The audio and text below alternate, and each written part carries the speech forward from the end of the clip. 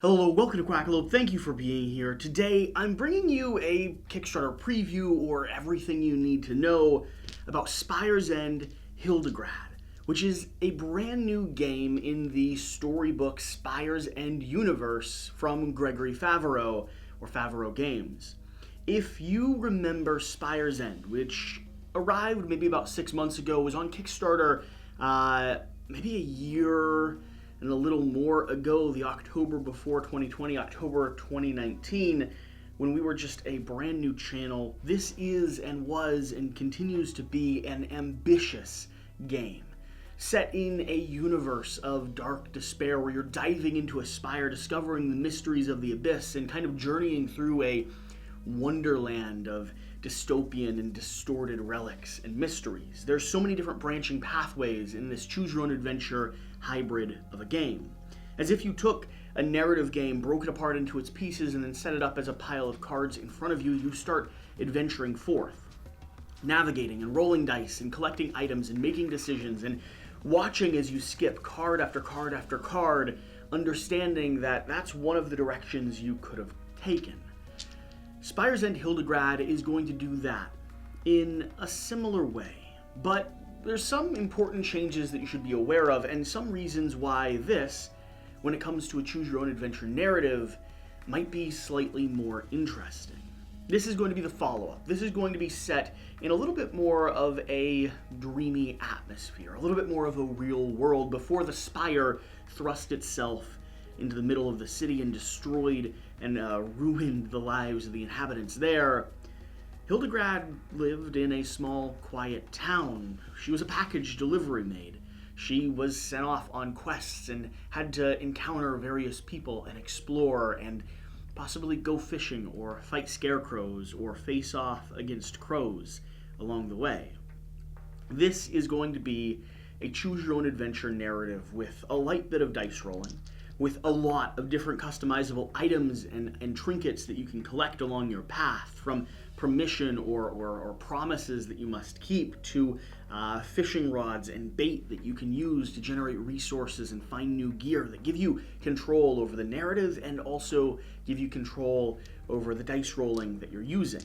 This isn't as heavy as Spires End is or was. This instead was Greg's attempt to take a step back from that highly ambitious sort of puzzle game that he created and focus in on the storytelling elements that he enjoyed so much, that I enjoyed so much. And instead, he's found that there's more branching pathways, more narrative choices, more potential sequencing of events that exist in this game now. It is as ambitious as its predecessor, but it is a different game. If you enjoy adventure games, if you enjoy choose-your-own-adventure books or games that allow you to be part of that story, that's what Spires and Hildegard is doing. It's not a heavy, asymmetric puzzle game. It's not a game where every single dice roll is going to be entirely fair or where you feel like you're going to be, managing your resources and making tactical decisions while you defeat your opponent. In fact, this is primarily a solo adventure game, journeying through 4 chapters, each with 25 plus unique illustrations, each with 100 plus cards. And I can tell you, the very first gameplay we filmed of the prototype that I have here in front of me, resulted in probably over 40 or 50 of these cards being skipped. The potential journeys that you could take, the encounters that you could run into. That's what this game's all about. It's about exploring and then re-exploring and then re-delving back in. It's about finding how you might be able to twist and turn through these branching pathways, what result you end up with, depending on if you choose to ask for help or spend the money that you were given or fight the creature and successfully hit it. The decision making in the game is going to be pretty simple. At the very start, you're going to choose one of 3 cards, and then you're going to start journeying down. There'll be a little bit of flavor text on each card, and then each card will have a resolution, either depending on if you're able to hit or make a choice or decision, or if you have an item, and that'll start forcing you to skip through or cycle through these cards, never looking at the cards that you didn't pick, the ones you didn't resolve. So for instance, this one here, for the Baroness. You wake in the promise of an adventure. A small package has been dropped at your doorstep, your first delivery. It is a hastily wrapped box with instructions. It is to be delivered at the pristine condition to the Baroness of Seacrest Cliffs.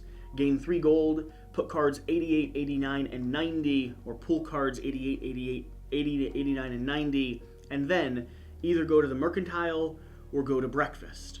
And your narrative has started. It's as simple as that.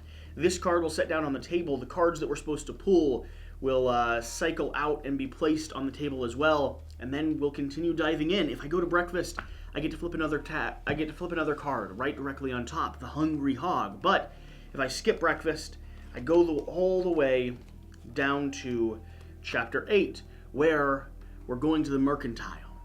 You enter the mercantile. A regular seedy brunch are milling about. You work your way up the counter. Brisket. I'm heading out of town. Got anything good? You can purchase goods with coins. Then you pull a marketplace.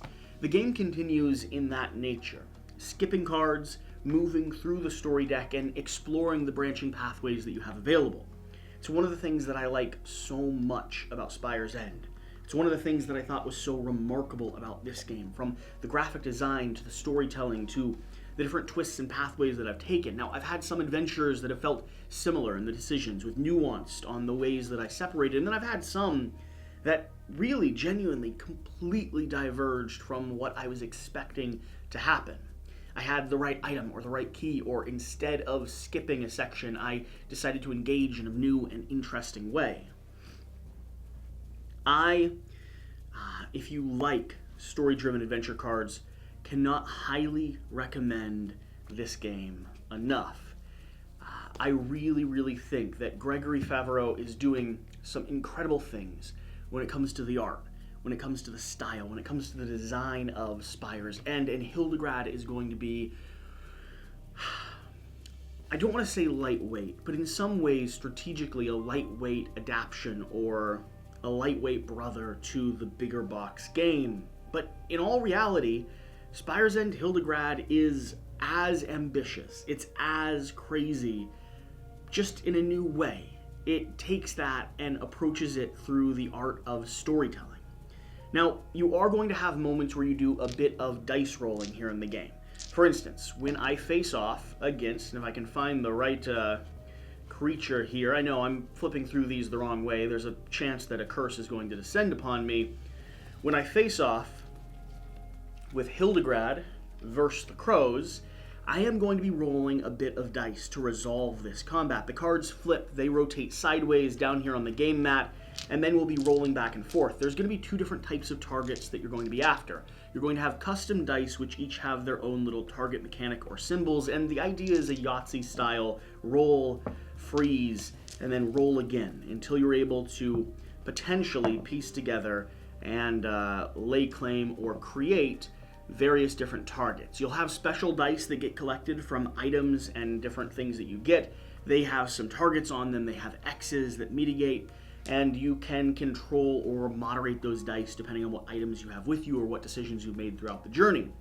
But you'll either have targets where the object of the game is to roll the dice a certain amount of times, a certain number of sets in order to get a certain number of targets. That will make a very quick and very simple choose-your-own-adventure consequence style. For instance, hit a jackalope. If you do successfully hit the jackalope, you then get something from it. If you don't, you can choose to chase after it or continue on the adventure and just wonder what that would have been. You might be firing at acorns or bears or trying to hit a pot off a ledge or steal a pie from a baker. There's so many different things you can do, and they all resolve very quickly. It gives a little bit of agency over the part of the game that you're trying to play. The next thing is going to be these combat systems, the face-offs against the crows, which I was just talking about.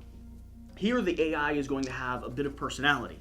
It'll be punching back and forth with you, so you'll be rolling for yourself, deciding to lock in dice to shield you or lock in dice to get attacks on the crows, and then they'll be fighting back, rolling as well, using certain dice and certain sets to attack you and take down your health.